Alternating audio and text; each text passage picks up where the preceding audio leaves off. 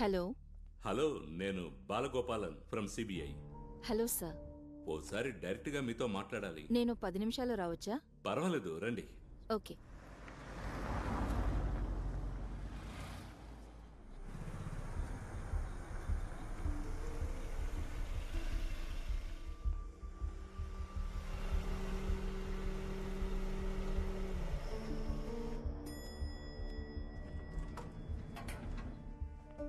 రండి.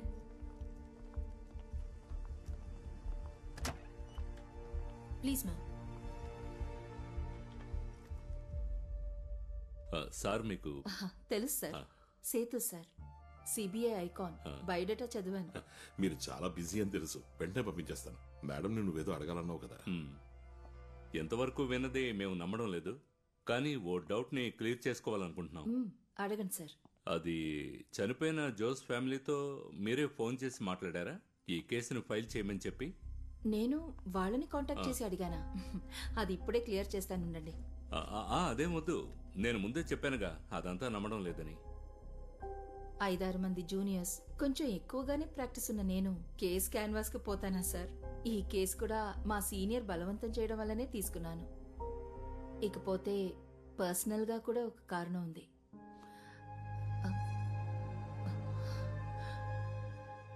ఎలాంటి భయం అక్కర్లేదు. No video recordings, no hidden camera, no spy, no sting operations. అవన్నీ అత్యవసరం అయితేనే. కమాన్. నా హస్బెండే కదా ఈ కేసుని ఇన్వెస్టిగేట్ చేశారు. ఎవరో ఒకతని కస్టడీలోకి తీసుకున్నారు, కారణం లేకుండా. బట్ నేనది చెప్తే నన్ను కోప్పడతారు, తిడతారు కూడా. ఈ చనిపోయిన సిఐకి వేరే శత్రువులు ఎవరైనా ఉన్నారా? వాళ్లలో ఒకరు సుభాష్ చంద్రన్, మా ఆయనకి క్లోజ్ ఫ్రెండ్. అతన్ని సేవ్ చేయడానికి తప్పుడు కేసు పెట్టారన్న చెడ్డ పేరు పోగొట్టడానికే నేను ఈ కేసుని. ఆల్రెడీ నా భర్త చాలా సంపాదించుకున్నారు చెడ్డ పేరుని. వేరే ఏజెన్సీ ఎంక్వైరీ చేసినప్పుడు అటువంటి ప్రాబ్లం ఏమీ రాకూడదని మాత్రమే నేను ఈ కేసుని టేకప్ చేశాను. అంతేగాని సిబిఐ మీద పెద్ద ప్రేముండి కాదు. అయితే ఇక నేను వెళ్ళొచ్చా సార్? జస్ట్ ఒకే ఒక క్వశ్చన్. Yes sir. ఈ కేసులో ఎవరు గెలవాలని మీరనుకుంటున్నారు? మనసులో కోరిక ఉంది సార్. సిబిఐ వాళ్ళు ఓడిపోవాలనా? ఎలాంటి వాడైనా భర్త కదా. ఎప్పుడు గెలుస్తుంటే అహంకారం ఎక్కువ అవుతుంది సార్. వెళ్ళొచ్చా? సార్, నాకు తెలిసింది ఈ సిఐ జోస్కి చాలా మంది శత్రువులున్నారు, పోలీసుల్లోనూ బయట. కొంచెం అది చూసుకోండి.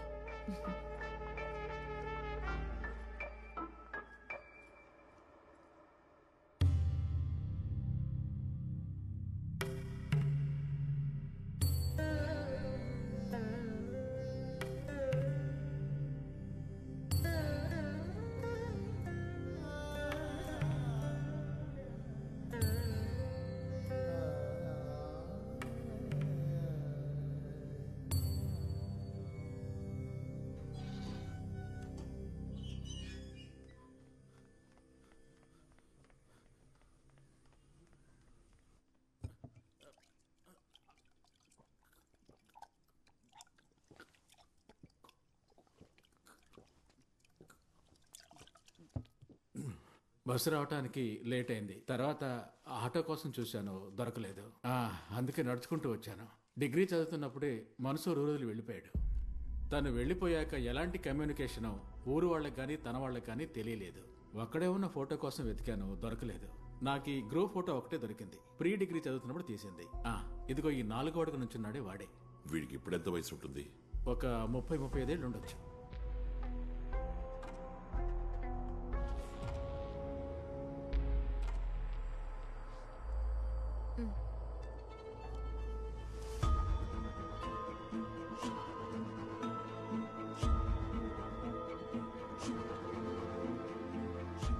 నేనేం చేయను, రెంజ్ దొరకాలిగా.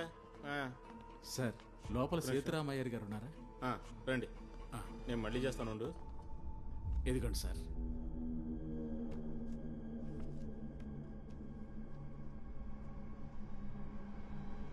మన్సూర్ కొంచెం పెద్దవాడయ్యాక తీసిన ఫోటో ఇది.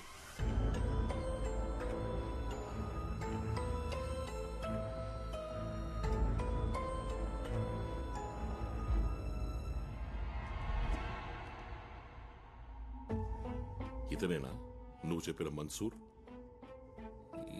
ఇతను కాదు సార్, వేరే అతను. కన్ఫర్మా? అవును సార్, కన్ఫర్మే. సరే, నువ్వు వెళ్ళొచ్చు. సరే సార్. మినిస్టర్ జర్నీ చేసిన నాటి ఢిల్లీ ఎయిర్పోర్ట్ సీసీటీవీ ఫుటేజ్ వచ్చిందా? వచ్చింది సార్. వీడు ఆ క్రౌడ్ లో ఉండే ఛాన్స్ ఉంది. Vinay, you please check it. Yes, sir. Lakshmi, select the visuals. Okay sir.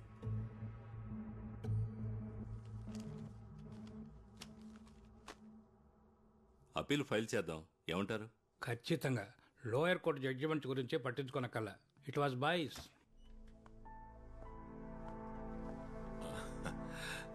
అది ఓకేనా sir? Okay, everything under control. Very good. ఆ జోస్ ఆఖరిగా విచారించిన ముఖ్యమైన కేసులు, అతనికి డిపార్ట్మెంట్ బయట ఉన్న శత్రువులు. ఆ అడ్వకేట్ ప్రతిభ చెప్పింది కదా, జోసికి బయట కూడా శత్రువులు ఉన్నారని. సార్, అందుకు స్టేట్ పోలీసుల నుంచి మనకు ఓ వ్యక్తి కావాలి, ఒక హెల్ప్ కోసం. దాందే ఉంది, పోలీసులో మనవాడు ఉన్నాడు కదా, చాకో. కరెక్ట్.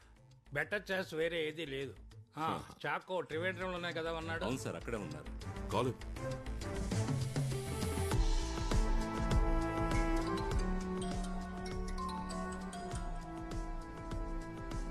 1 minute.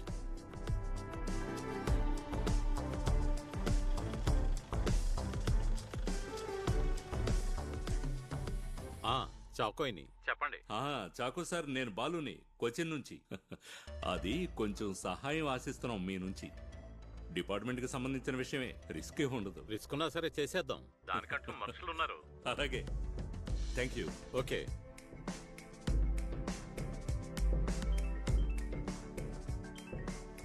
సార్. బాబా, నువ్వెక్కడ ఉన్నావు? ఆఫీసులోనే సార్. అర్జెంటుగా నిన్ను కలవాలి. ఏంటి సార్ విషయం? కలిశాక చెప్తాను.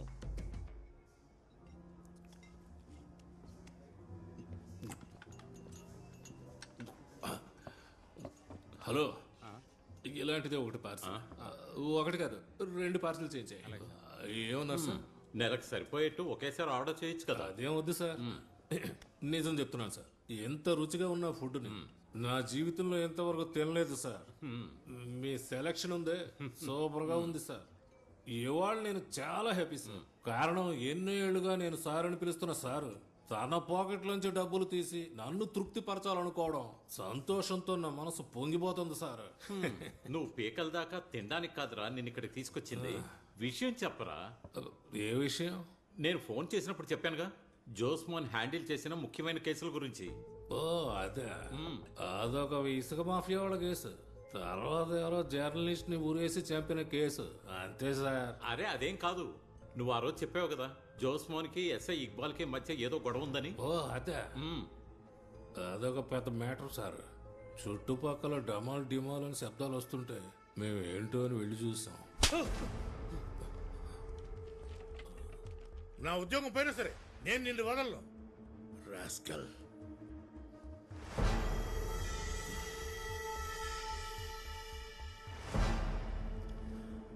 అన్నట్టు ఈ జోస్ ఇక్బాల్ను కొట్టడానికి ఏంటి కారణం? సార్, అది ఒక చిన్న అమ్మాయిని 4-5 కలిసి బెదిరించిన case.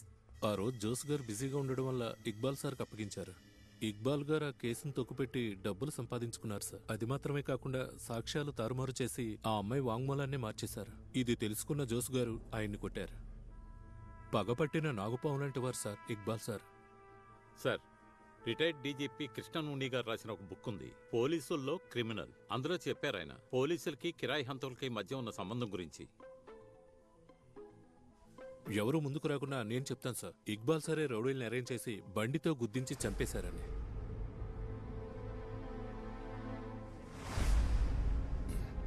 Thank you for the information sir.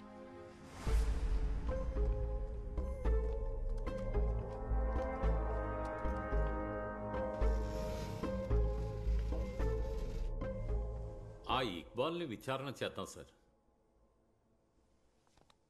చనిపోవడానికి ముందు రోజు వాకింగ్ అని బయలుదేరి వెళ్లిన జోస్ ఇక్బాల్ని ఎలాంటి పరిస్థితుల్లో చూసినా నర్వస్ అవ్వడు.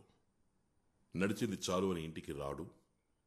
ఒక్క మాట కూడా మాట్లాడకుండా ఇంట్లో ఊరికే కూర్చోడు. అలాంటిది ఒక ఫోన్ కూడా చేయకుండా, వచ్చిన ఫోన్ని అటెండ్ అవ్వకుండా ఉంటాడా? No sir. సో కారణం ఇసుక సున్నం ఇక్బాలు కాదు. It should be something beyond that. Sir, ఓ 2 రోజులు నేను ఇక్కడ ఉండడం కుదరదు. ఫ్యామిలీ మొత్తం వేలంకనీకి వెళ్తున్నాం. వెళ్ళండి.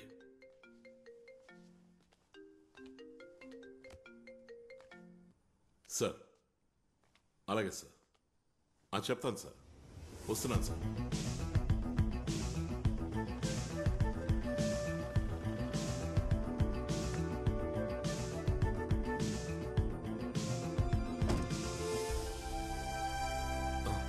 కూర్చోండి. ఇది నాకు మెయిల్లో వచ్చిన ప్రింటౌట్. మీరే మా మేనమావ గారైన మినిస్టర్ సంపత్ మరణానికి కారకులని నాకు బాగా తెలుసు. మీకు చేయూతనిస్తూ అండగా ఉన్న మా మేనమావని కుట్ర చేసి చంపేశారు. దాని వెనుక జరిగిన మరణాలన్నీ ఆ నిజాన్ని కప్పిపుచ్చడానికే. చట్టం విడిచిపెట్టినా నేను మాత్రం మిమ్మల్ని వదలను. అల్లా విధించాల్సిన శిక్షని మేం విధిస్తాం. ఇది ఫేక్ సార్, 100% ఫేక్. ఈ ఉత్తరంలో చేసిన భాషా ప్రయోగం అంత మెచ్యూరిటీగా లేదు, ఆకతాయితనంగా ఉంది. ఇది కేవలం మిమ్మల్ని భయపెట్టడం కోసం ఎవరో చిన్నపిల్లలు చేస్తుంటారు. ఆ సమ్మతికి ఇలాంటి ఓ మెయిల్ వచ్చింది. అదేమంటే ఆయన మరణ వార్త. విచారిస్తే ఎవరో చంపారని తెలిసిందే. మీరు భయపడలేదా? నాకు లేనిది అదే కదా సార్, భయం. భయం లేదా? ఆ విద్య ఏదో నాకు నేర్పించచ్చు కదా. Seriously? Yes, really. CI Jose హత్యతో పాటు మిగతా హత్యల గురించి కూడా ఇన్వెస్టిగేట్ చేయాలని సీఎం ఆర్డర్ వేశారు. Official communications will follow. Sir, including minister Sammad మరణం? ఎస్, ఇన్క్లూడింగ్ మినిస్టర్ సమ్మద్ మరణం. అంతా ఒకే గందరగోళంగా ఉంది సార్. ఎందుకని? సార్, ఒక ఫ్లైట్లో అంతమంది ప్యాసింజర్స్ మధ్యన, అది ఒక డాక్టర్ సమక్షంలో మినిస్టర్ మరణం సహజమైందని ఆలోచన కూడా రావట్లేదు సార్. సార్, ఈ మినిస్టర్ గారి staff still missing. Doctor Venu పైనుంచి పడి చనిపోయారనే అనుకుందాం. But journalist Basuran, CA Josemon, no doubt sir, 2 మర్డర్సే. సార్, ఒక జర్నలిస్ట్ ని, ఎస్పెషల్లీ ఒక పోలీసునే హత్య చేశారు. ఇవి సాధారణ వ్యక్తి చేసినవి కావు. అవి చేయడానికి అసాధారణమైన గట్స్ ఉండాలి. సో అసాధారణ వ్యక్తే ఈ హత్యలు చేసుండాలి.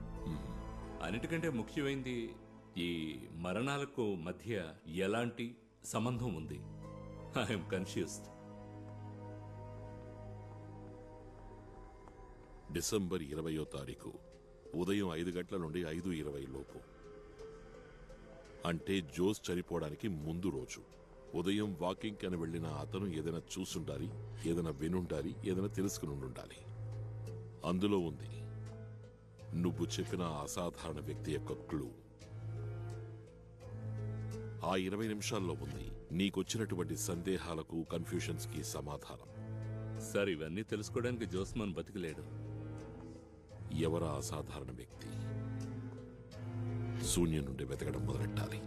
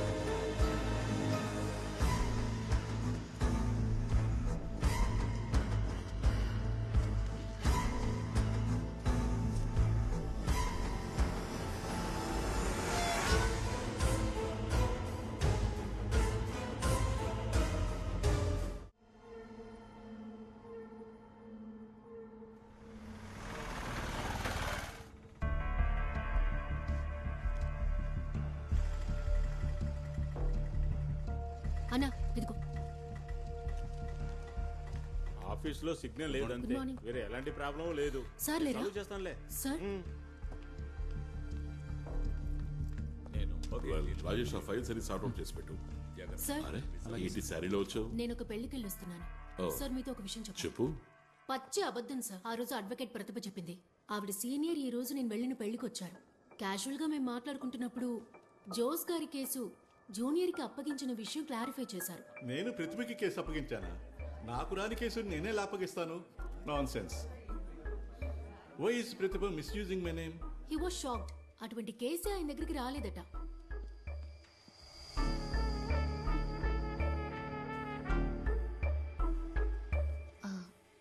ఆ రోజు అబద్ధం చెప్పినందుకు నన్ను క్షమించండి సార్. నేనే వెళ్ళి క్యాన్వాస్ చేశానని చెప్పడం ఇష్టం లేక సీనియర్ పేరు చెప్పాను. అంతేగాని ఎవరికి ద్రోహం చేయాలనే ఉద్దేశం లేదు. ఆ రోజే చెప్పాను కదా, చిక్కుల్లో ఇరుక్కున్న భర్తని కాపాడడం కోసమే. ఆ ఉద్దేశమే కానీ వెళ్దాం.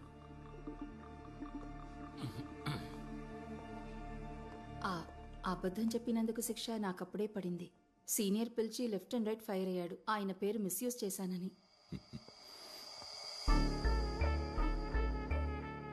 ఈ లాయర్ మళ్ళీ అబద్ధం చెప్తున్నట్టు అనిపిస్తోంది సార్. నిజం మాత్రమే చెప్పండి అని మనం ఆవిడని అడగలేదు కదా.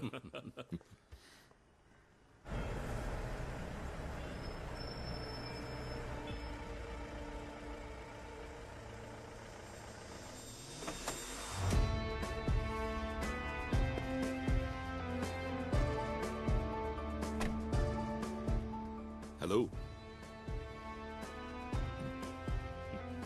కొంచెం నవ్వండి సార్.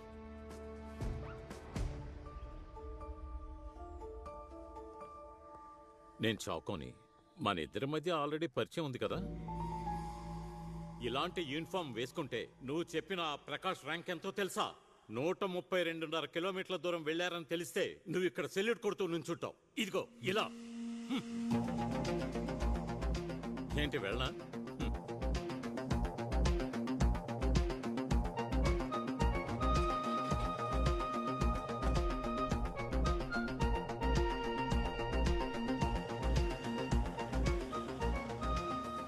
వాళ్ళు ఇక్కడికి ఇప్పుడు ఎందుకు వచ్చారు? బాత్రూమ్ కడిగిపోదామని. సత్యదాస్కి ఏదైనా తెలుసా? తెలియకుంటే ఒక అతన్ని కస్టడీలోకి తీసుకుంటాడా? కొంచెం సహాయం చేయండి. ఏమీ తెలీదంటే ఒప్పుకోవాలి కదా. కంపల్ చేసినప్పుడు ఏదేదో మాట్లాడాల్సి వచ్చింది. నేను అప్పుడే చెప్పాను కదండి, సిబిఐ ఈ కేసు ఖచ్చితంగా ఓడిపోతుంది. అల్లొద్దు, కట్టు కథలు అల్లొద్దు.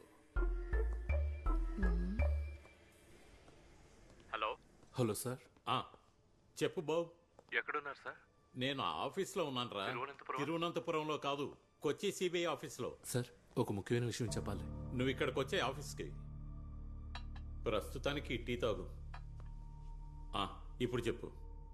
సార్, మహిళా పోలీస్ స్టేషన్లో నాకు ఒక ఫ్రెండ్ ఉంది. తనే నాకు ఈ విషయం చెప్పింది. ఏంటది? జోసార్ చనిపోయిన 2-3 రోజుల తర్వాతే ఆ అమ్మాయి ఇక్కడికి వచ్చింది. ఏం చెప్పింది? ఏం చెప్పలేదు. వెంటనే ఎస్ఐ సత్యదాస్ గారి దగ్గరికి పంపించింది. ఇన్ఫార్మ్ చేస్తే డబ్బిస్తారు కదా అని అడగడానికి వచ్చింది. ఎస్ఐ ఆ పిల్లని లాకప్ లో వేయమని చెప్పింది. తను భయపడిపోయింది. ఎవరా అమ్మాయి? న్యూస్ పేపర్లు వేసే అమ్మాయట.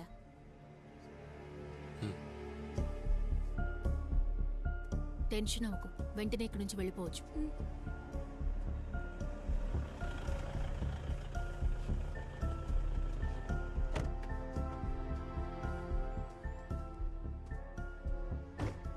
సార్, అపరాజిత. అపరాజిత? అవును సార్. అపరాజిత, ఆ రోజు నువ్వు చూసిన వ్యక్తి నీకు గుర్తున్నాడా? లేదు సార్, ఒక నీడలా కనిపించాడు. ఆ కిటికీలోంచి అతను నిన్ను చూశాడా? చూశాడు సార్. నన్ను చూడగానే పక్కకి వెళ్ళి లైట్ ఆఫ్ చేశాడు.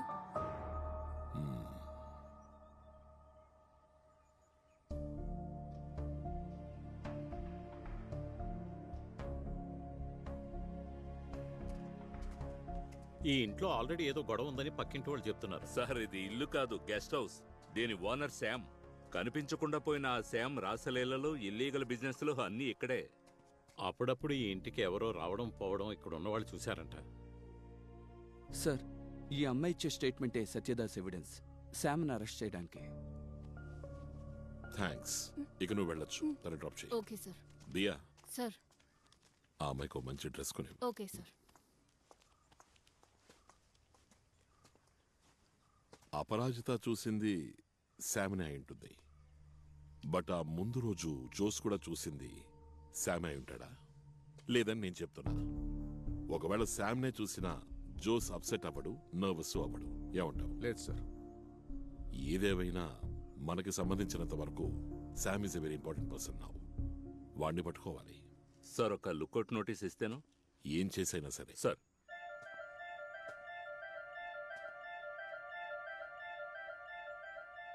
ఇంటి ఇంట్లోకి వెళ్ళి చూడాలి. ఏదో ఇప్పుడే వెళ్ళి చూద్దాం సార్. చాకో, మనకి పోలీస్ స్టైల్ అవసరం లేదు. We will go through proper channels. Sorry, ఆవేశపడ్డాను. విసులూదిన భాసురానికి ఈ గెస్ట్ హౌస్ గురించి ఏమైనా తెలిసే ఛాన్స్ ఉందా?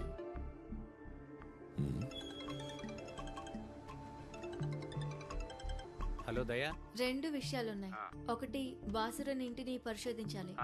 మరొకటి బాసురన్తో పరిచయం ఉన్న ఎవరో ఒకరితో మనం మాట్లాడాలి. ముందు ఎవరన్నా దొరకని